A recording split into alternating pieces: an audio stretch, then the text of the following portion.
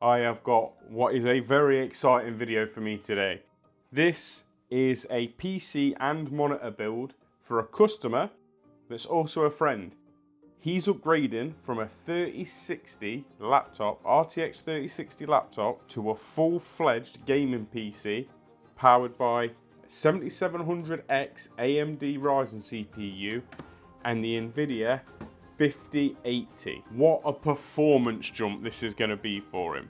We also have at the front here the Alienware 34-inch ultra-wide QD-OLED monitor that is part of his upgrade. We are going to get this built, we're going to test it, and we're going to get him what is effectively his dream gaming PC.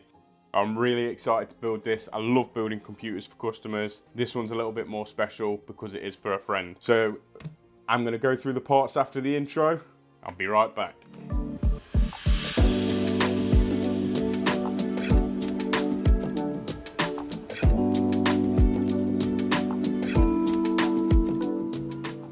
Right, first things first, the case. We have the TD500 Mesh V2 from Cooler Master.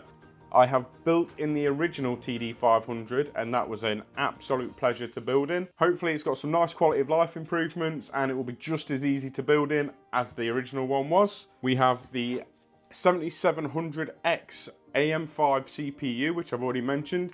8 cores, 16 threads, high boost clock, insanely fast CPU, great for gaming.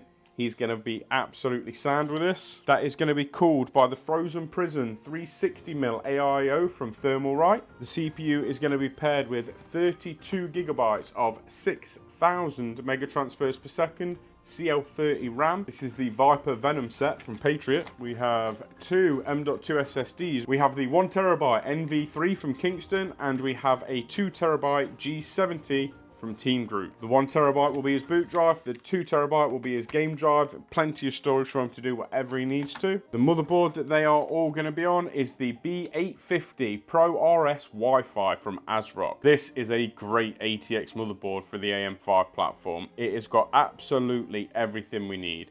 It has got 4 DIMM slots, it's got 3 M.2 slots, it's got 2.5 gig LAN, it's got Wi-Fi 6E, it's got Bluetooth, it supports PCI Gen 5 in one of the M.2 slots and the top PCIe slot. Not that we'll be able to utilize that, but it's nice to have. And other than that, it's just a nice looking board that everything is going to work on. We've got an extra Thermalright fan for the back of this case. It comes with 3 pre-installed ARGB fans. The cooler's got 3 that will be mounted at the top, and then I've got an extra one to go in the rear. And powering it all is the Cooler Master Gold MWE V3 power supply, which is just a great bang for buck power supply, and Cooler Master I've had no issues with power supplies before. So hopefully it will be more than enough to power the star of the show, the Palette Gaming Pro 5080, 16 gigabytes of VRAM, an absolute beast of a card that is going to be able to push the frames on that ultra-wide 1440p monitor, no problem. We need to start getting this build done. So what are we going to start with? As always, we're going to start with the motherboard. So I'm going to clean all this up, make myself a little bit of space, and let's get building.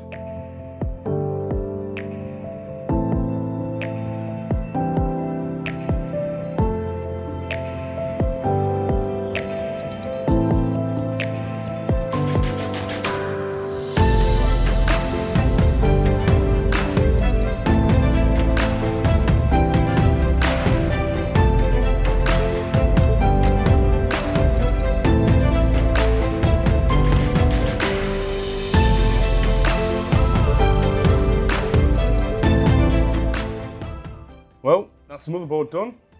Onto the case and the power supply.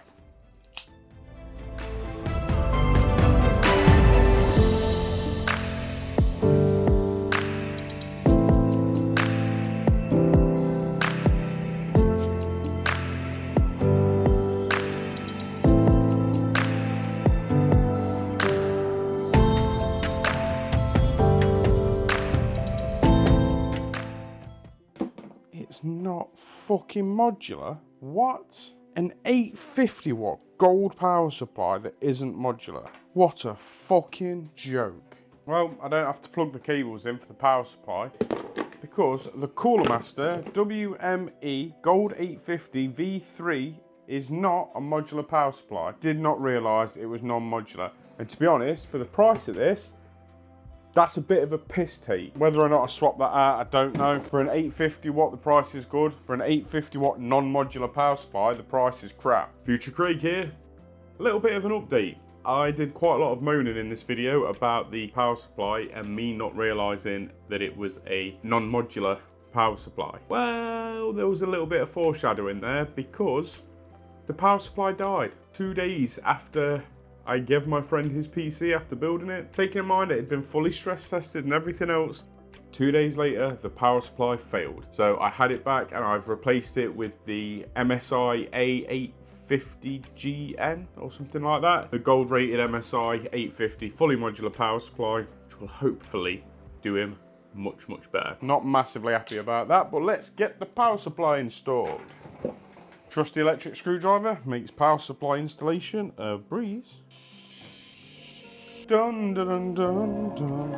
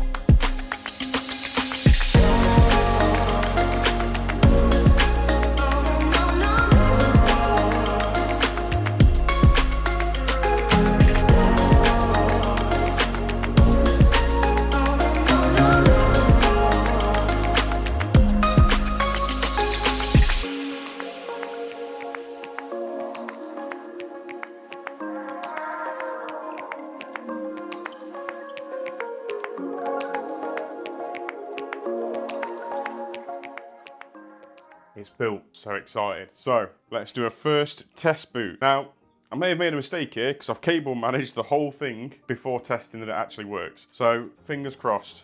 Power supply's on. I see RGB, so that's a good sign. And let's, fingers crossed. Wow, that looks awesome.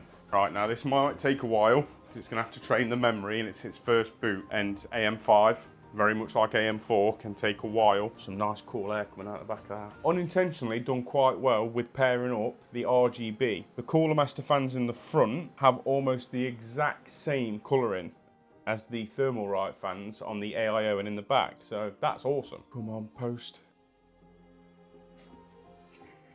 Yes. I went into the BIOS 7700. Fantastic. I'm going to get Windows installed on this, get all the drivers up to date, get some games downloaded, and I shall be back in a minute with the Alienware QD-OLED Monitor of Doom and this gaming PC to see how it performs. Oh, I can't wait. It's going to be awesome. The PC is fully built and I've got a few things that I want to talk about with the PC. And as you can see, we've got Cyberpunk has just started running in the background. Now, I've done some benchmark testing and I've got a few things to go through. So I'm going to start with the PC though. The TD500 V2 is a great case. However, it is not the biggest case. It looks like it's fairly big, but it isn't quite wide enough. If it had been just 10 mil wider, it would have been near enough perfect. The 360 mil AIO fits in the top, but only just. It was a tight squeeze to get this in. The 5080 fits absolutely beautifully. We've got the fire hazard plugged in properly to make sure that it doesn't catch fire. And I've put a little GPU sag bracket in the corner for him. One thing I will say from this PC, 7000 Ryzen runs hot. Like, this thing will just boost straight to 80 degrees and just stay there, happy as Larry. Not a massive issue, it's just pumping a lot of heat out into your room.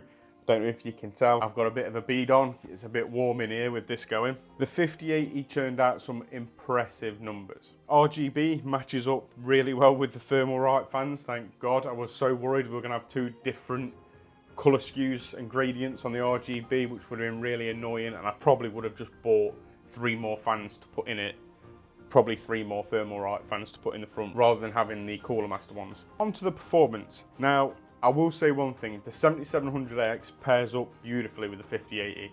Absolutely beautifully. One thing that has surprised me though is how demanding games are. Like even on this £1,000 graphics card. Granted, this is ray tracing, ultra. I've just put the highest settings on to see what we can get. And native Cyberpunk 2077, ultra, not overdrive, ultra ray tracing. Got an average FPS of 52.8 and a 1% low of 41.5. Now that doesn't sound great, but there was a really easy fix. When I turned DLSS on and put it on quality, that jumped up to an average FPS of 85.7 and a 1% low of 56.5. Now, the experience running it like that was absolutely brilliant. I know it says under 60 FPS on the 1% lows, but it was honestly buttery smooth and it looked fantastic. Obviously, you can just turn ray tracing off and probably double your frame rate in native and with DLSS on, but it goes to show ray tracing is still a ridiculously demanding thing and you need upscaling to be able to utilize it properly. We moved on to Doom then and went on Ultra Nightmare, HDR, ray reconstruction, water reflections, all the bells and whistles with no upscaling on native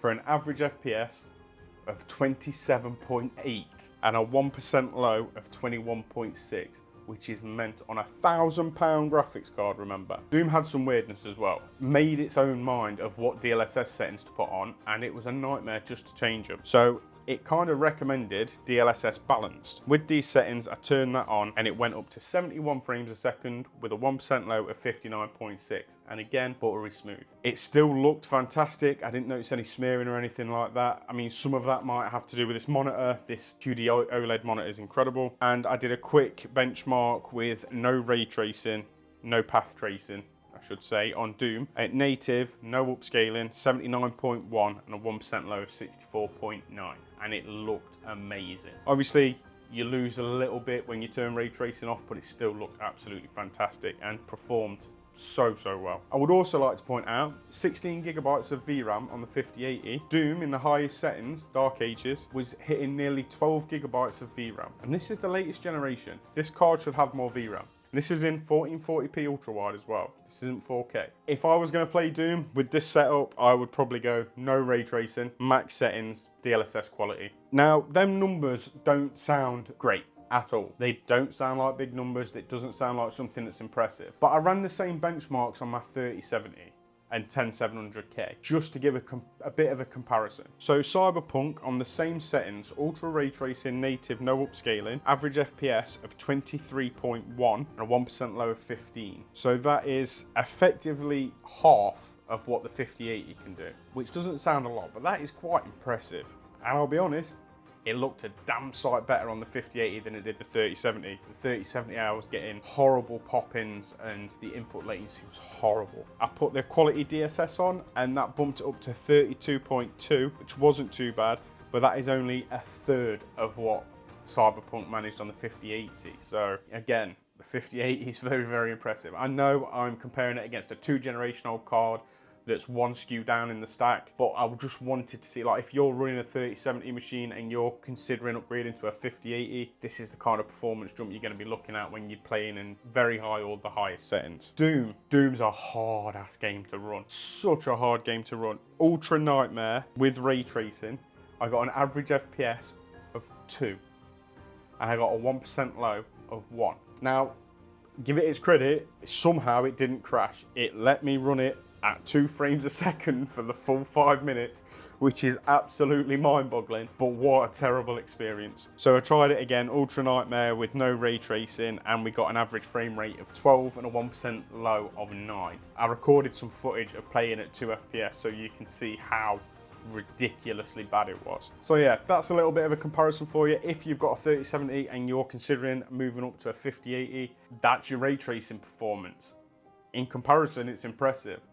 But for a £1,000 graphics card, just shows you how ridiculously demanding games are getting. And if graphics card manufacturers don't catch up soon, no one's going to be able to play games on max settings. Not without upscaling. One last thing. This monitor, the Alienware QD-OLED monitor. This is the second iteration one. The hold on, the Alienware AW3423DWF is an incredible monitor. I have played on this, I've played on my MSI QD-OLED. Comparative performance. This is 165, that's 175 hertz. You can't really tell the difference. The colors look incredible, the blacks are inky. It is an incredible monitor. The motion clarity is fantastic on it. Really, really impressed. And at the minute in the UK, this bad boy's on sale for like 450 quid. It weren't that long ago, IPS, high refresh rate IPS ultrawide, were that much or more. And now you can get a QD-OLED. 450 quid for a QD-OLED ultrawide 1440p monitor. I borderline wish I'd have waited, not got that, saved myself 150 quid and just got this. What do you guys think? Do you think this was a good pairing? Do you think he's going to be happy with the performance? Would you be happy with the performance? I just hope he likes it. I think the PC looks stellar. I think the monitor is fantastic, and I think he's gonna have a great old time. I've been Craig from Your Tech. I hope you enjoyed the video. Feel free to watch one of these if you enjoyed the video, and I shall hopefully see you on the next one. Bye. Oh, one more thing. Do you think he'll like his background? It's me. Just for full clarification, I would never do this to a customer's PC, but this is a very good friend, and I know that he is gonna piss himself laughing when he sees that. Bye.